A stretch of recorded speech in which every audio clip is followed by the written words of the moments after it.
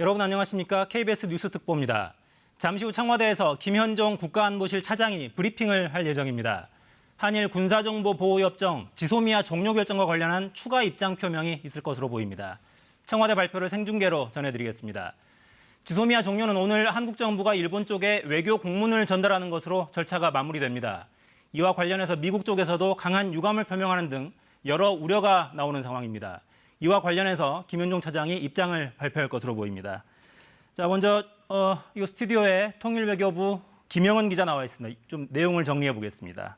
자, 김 기자. 네. 오늘 발표 내용이 어떤 건지는 좀 전달이 되고 있습니까? 아직까지 특별한 내용이 전달되고 있지는 않은데요. 네. 다만 예상은 해볼 수 있겠습니다. 어제 이미 협정 종료하겠다는 발표를 했고 그에 대해서 추가로 보탤 내용이 있는 것 같진 않지만 네. 아무래도 미국 정부에서 입장이 나왔기 때문에 그와 관련한 설명이 될 것으로 보입니다. 네. 네, 일단은 우리 미국 국방부 장관과 우리 국방부 장관 또 한국 외교부 장관과 미국 국무부 장관이 통화를 다 마쳤고 네. 그 미국 측의 입장을 지금 들어봤을 때에는 미 국방부에서는 아무래도 우려가 된다라는 얘기를 했고요. 네. 또 미 국무부에서는 좀 실망이다라는 표현까지 했습니다. 네. 외교적인 상황에서 이런 얘기를 하는 것도 참 이례적이기 때문에 이에 대해서 한미 동맹이 어떻게 이루어졌는지 그러니까 이 협정과 한미 동맹에 어떤 관련이 있는지 또 네. 협정 종료까지 어떤 의사 결정을 통해서 이루어졌는지에 대한 설명이 있을 것으로 보입니다. 네. 그러니까 미국 쪽에서 한일 간의 대화로 문제를 해결하기를 바란다 이런 원론적인 입장이 나왔었는데 네. 어제 오늘 사이에서는 수위가 좀 올라갔어요. 네, 아무래도 미국이나 일본 정부 역시 지소미아 종료를 예상하지는 못했던 것으로 파악이 됩니다. 네. 이런 반응이 나오게 된 것을 보면요. 네. 예. 네, 김현종 차장이 지금 막 발표장으로 입장했습니다. 발표 내용을 직접 들어보시겠습니다. 안보실 2차장 김현종입니다. 어제 정부의 한일 지소미아 종료는 많은 고민과 검토 끝에 국익에 따라 내린 결정이었습니다. 지소미아는 양국 간 고도의 신뢰 관계를 기초로 민감한 군사 정보를 교환하기 위한 것인데 일본이 이미 한일 간의 기본적인 신뢰 관계를 훼손되었다고 하는 상황에서 우리로서는 지소미아를 유지할 명분이 상실되었습니다. 일본은 작년 우리 대법원의 판결이 1965년 청구권 협정과 위배되며 따라서 우리가 국제법을 위반하였고 우리 정부가 대법원 판결을 시정하는 조치를 취할 것을 요구하면서 우리에게 부당한 경제 보복 조치를 취하였습니다. 다시 강조하지만 우리 정부는 1965년 청구권 협정을 부인한 적이 없습니다. 일괄되게 우리 정부는 일본 정부, 군 등 국가 권력이 관여한 반인도적 불법 행위는 1965년 청구권 협정으로 해결된 것으로 볼 수 없으며 따라서 일제강점기 강제동원 피해자 개인의 손해배상 청구권은 여전히 살아있다는 입장을 취해왔습니다. 작년 대법원 판결은 이것을 확인한 것입니다. 일본 외무성 조약국장도 1991년 8월 27일 1965년 한일 청구권 협정으로 개인 청구권 자체가 소멸된 것이 아니라는 입장을 표명했습니다.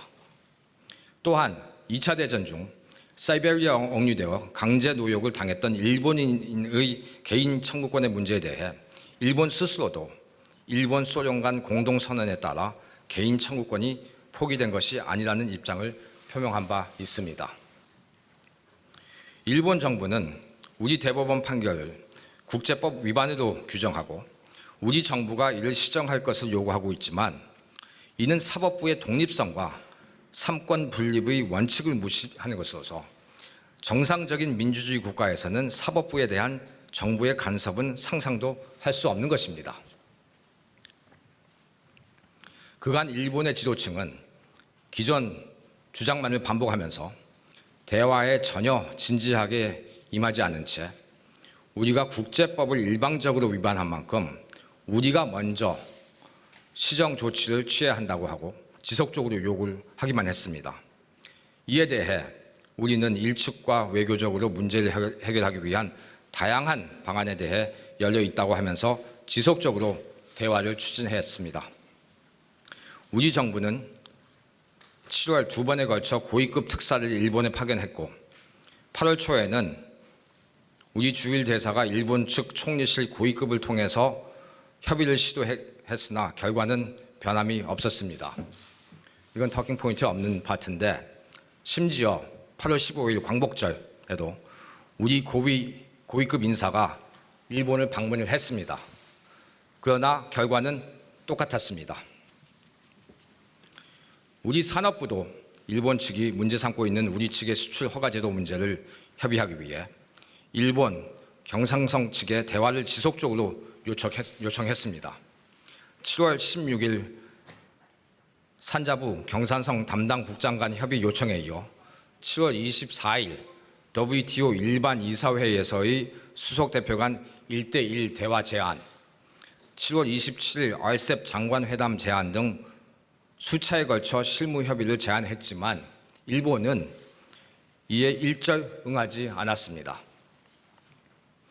대통령의 8월 15일 광복절 경축사에서도 우리는 일본의 대화를 손길을 내밀었고 심지어 경축사 발표 이전에 일측에 이러한 내용을 알려주기까지도 했습니다만 일측은 아무런 반응을 보이지 않았고 고맙다는 언급조차도 없었습니다. 8월 21일 베이징에서 개최된 한일 외교 장관 회담에서도 일측은 기존 입장만을 반복할 뿐 진지하게 대화에 임하지 않았습니다.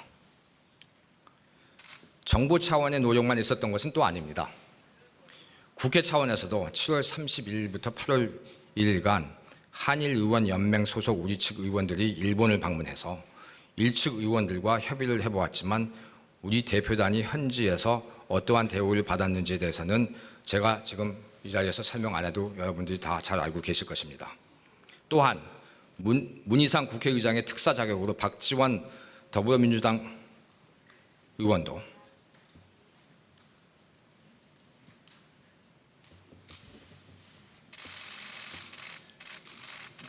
이건 좀 잘못된 것 같다. 박지원 의원도 8월 19일부터 20일간 일본을 방문해서 한일 갈등을 해결하기 위해 노력을 했지만 결과는 동일했습니다. 7월 17일 제가 외신 기자단을 대상으로 한일 문제에 대해 브리핑을 한 것을 잘 알고 계실 겁니다. 당시 저는 국내 언론의 비판이 있을 것임을 잘 알고 있으면서도 일본 국민들에게 직접 메시지를 전달하고자 메이지 유신을 성사시킨 조슈 사츠마 동맹까지 언급하면서 한일 간 미래지향적 협력 필요성을 강조했습니다. 미국도 7월 29일 현 상황 악화를 방지하고 한일 양측이 대화로 문제를 해결하도록 권고하는 현상 동결 합의 (Standstill Agreement)를 우리와 일측에 제안했습니다. 우리 측은 이를 환영하고 일측과의 협의에 동의하였지만 일본은 미국의 이러한 제안마저도 거부하였음은 물론 이러한 제안에 존재하는 것을 부인했습니다. 앞서 설명드린 것처럼 우리로서는 진심으로 편견 없이 일본과 강제징용 문제를 외교적으로 해결하기 위해 모든 방안에 대해 긍정적으로 검토할 용의가 있었었고 이러한 입장을 일본 측에 전달했습니다. 그러나 이에 대한 일본 측의 대응은 단순한 거부를 넘어 우리의 국가적 자존심까지 훼손할 정도의 무시로 일관했고 외교적 결례를 범했습니다. 한편 정부는 이번 한일 갈등 문제를 비롯하여 한일 지소미아 문제에 대한 검토 과정에서 미국과는 수시로 소통을 했고 특히 양국 NSC 간에는 매우 긴밀하게 협의를 했습니다. 정부는 이번 결정이 한미 동맹의 약화가 아니라 오히려 한미 동맹 관계를 한 단계 업그레이드 시켜 지금보다 더욱 굳건한 한미 동맹 관계가 될 수 있도록 노력해 나갈 것입니다. 2016년 11월 체결된 한일 지소미아가 이번에 종료됨으로써 안보와 관련된 군사정보 교류 부족 문제에 대해서 우려하실 수 있습니다. 이에 대해서는 2014년 12월 체결된 한미일 3국 간 정보 공유 약정 TISA를 통해 미국을 매개로 한 3국 간 정보 공유 채널을 적극 활용해 나갈 것입니다. 아울러 정부는 앞으로 국방 예산 증액, 군 정찰 위성 등 전략 자산 확충을 통한 우리의 안보 역량 강화를 적극 추진해 나갈 것입니다. 국민 여러분께서도 이번 일본의 우리에 대한 경제 보복 조치를 보시면서 우리가 스스로 핵심 부품 소재에 대한 자립도를 높이지 않으면 언제든지 외부로 인해 우리 경제가 위험에 노출될 수 있다는 것을 사실을 확인했을 것입니다. 안보도 마찬가지입니다. 현재 국제 정세는 불과 몇 년 전과는 확연히 다른 환경이라고 할 수 있습니다. 자주주의가 쇠퇴하고 자국 우선주의 만연하고 있습니다. 이런 상황에서 우리 스스로를 지켜낼 수 있을 정도의 국방력을 갖춰야만 안보 위험에 노출될 가능성을 예방할 수 있습니다. 당당하고 주도적으로 우리가 안보 역량을 강화해 나간다면 이는 미국이 희망하는 동맹국의 안보 기여 증대에도 부합할 것이고 종국적으로는 한미 동맹의 강화로 이어질 것입니다. 이상입니다. 감사합니다. 네, 수고하셨습니다. 영상과 사진 취재 여기까지 마치고요. 잠시 협조 요청 드리겠습니다. 아까 네, 지금까지 한일 군사정보보호협정 종료와 관련한 청와대 추가 입장 발표를 생중계로 전해드렸습니다. 김현종 1차장은 강제징용 문제를 외교적으로 해결하기 위해서 모든 노력을 해왔다. 하지만 일본 쪽에서 응하지 않았고 오히려 국가적 자존심을 무시하는 외교적 결례를 저질렀다고 거듭 비판했습니다. 또 한미동맹 약화가 아니라 동맹을 더욱 강화하는 방향으로 노력해 나가겠다. 안보정보 공유는 한미일 3국 체제로 계속해서 진행된다. 이렇게 강조했습니다. 자세한 내용은 이어지는 정규 뉴스에서 계속 전해드리겠습니다. 뉴스 특보 마칩니다. 여러분 고맙습니다.